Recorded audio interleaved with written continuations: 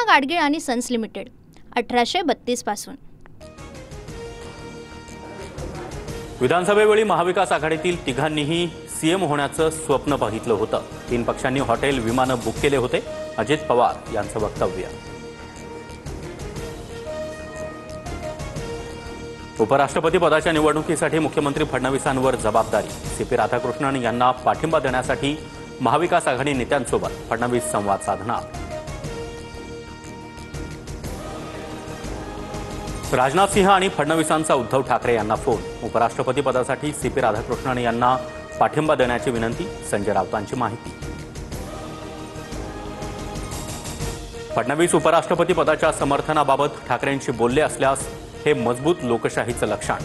संजय राऊतांच्या दाव्यानंतर बावनकुळेंची प्रतिक्रिया।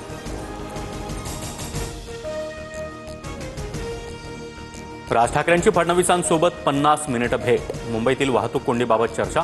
विकासाबाबत फडणवीसांना आराखडा दिला। भेटीनंतर राज ठाकरे यांची माहिती। अनेक जण एकमेकांना भेटतात, भेटीचा वेगळा अर्थ काढण्याची गरज नाही। राज ठाकरे आणि फडणवीसांच्या भेटीवर अजित पवार यांची प्रतिक्रिया। खासदार सुनेत्रा पवारांनी संघाच्या कार्यक्रमाला हजेरी लावली। कंगना राणावत यांच्या घरी झालेल्या राष्ट्रसेविका समितीच्या बैठकीला सुनेत्रा पवार उपस्थित। संघाच्या अनुषंगानं कार्यक्रम असल्याची माहिती नव्हती। घरी स्नेहमिलनासाठी बोलावल्यानं गेले। सुनेत्रा पवार यांची TV9 मराठीला माहिती। माझी बायको मिनिट टू मिनिट कुठे जाते हे मी विचारत नाही। अजित पवार यांचं मिश्किल वक्तव्य। तर पुरोगामी म्हणता आणि संघाच्या कार्यक्रमाला जाता तुटपी भूमिका अयोग्य। रोहित पवार यांची टीका।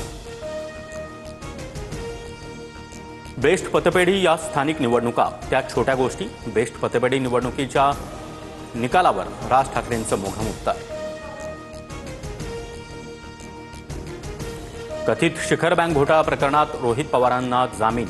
रोहित पवार आरोपी नसून त्यांना शिक्षा देऊ शकत नाही, कोर्टाचं मत। तर FIR मध्ये अजित पवार आणि मुश्रीफांचं नाव। रोहित पवारांची टीका। माणसांपेक्षा कबूतर महत्त्वाची आहेत का? कबूतरखान्याचा मुद्दा राजकीय, पण त्यांना रिस्पॉन्स मिळाला नाही। कुठे रिस्पॉन्स द्यायचा ते आम्हाला कळतं। राज ठाकरेंचं वक्तव्य।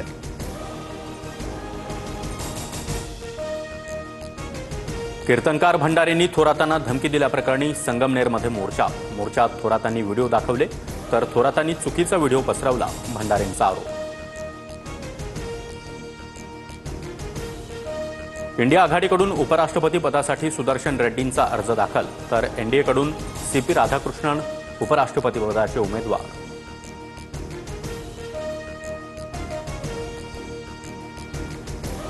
पूना गाडगीळ आणि सन्स लिमिटेड 1832 पासून।